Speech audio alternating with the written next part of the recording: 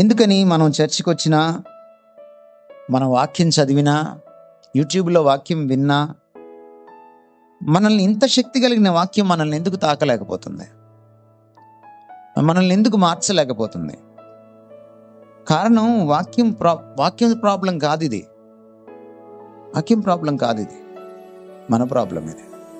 మీకు జబ్బు వస్తే డాక్టర్ గారి దగ్గరికి వెళ్తే ఆయన మందుల చీటీ రాస్తారు, మందులు తెచ్చుకుంటారు ఇంటికి. మీరు చెప్పిన మందులన్నీ కొనుక్కున్నాను డాక్టర్ గారు, తెచ్చుకున్నాను డాక్టర్ గారు, కానీ నెల అయింది కానీ జబ్బు తగ్గలేదండి అంటే డాక్టర్ గారు ఒక ప్రశ్న అడుగుతాడు, వేసుకున్నావా అని అడుగుతాడు.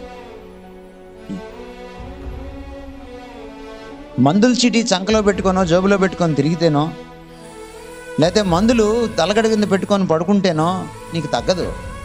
బైబిల్ కూడా అలాంటిదే. మందును వాడాలి, అది లోపలికి వెళ్ళాలి, అది నరనరాల్లోకి అణువణువులోకి వెళ్ళాలి. అప్పుడే ప్రక్షాళన ఆరంభం అవుతుంది, అప్పుడే జబ్బు తగ్గుతుంది. పాపం అనే జబ్బు పోవాలంటే, క్రీస్తు రూపం నీలో ఏర్పడాలంటే నువ్వు దాన్ని అప్లై చేసుకోవాలి, దానికి నువ్వు తావివ్వాలి. అది ప్రాణాత్మలను మూలుగను కీళ్లను విభజించినంత మట్టుకు దూరేలాగా నువ్వు దానికి తావివ్వాలి.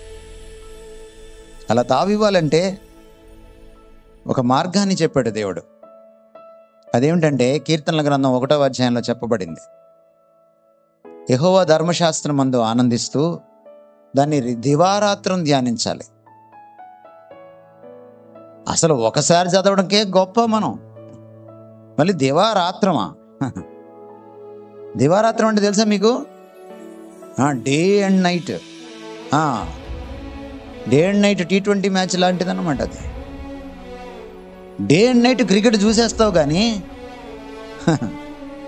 రోజంతా కూర్చొని పాప్కార్న్ తింటూ, KFC తింటూ, ఇంకేదో మేస్తూ చూసేస్తావు కానీ వాక్యం మాత్రం ధ్యానించవు కదా. అసలు చదివిన పాపనే పోని వాడికి ధ్యానం ఎక్కడ?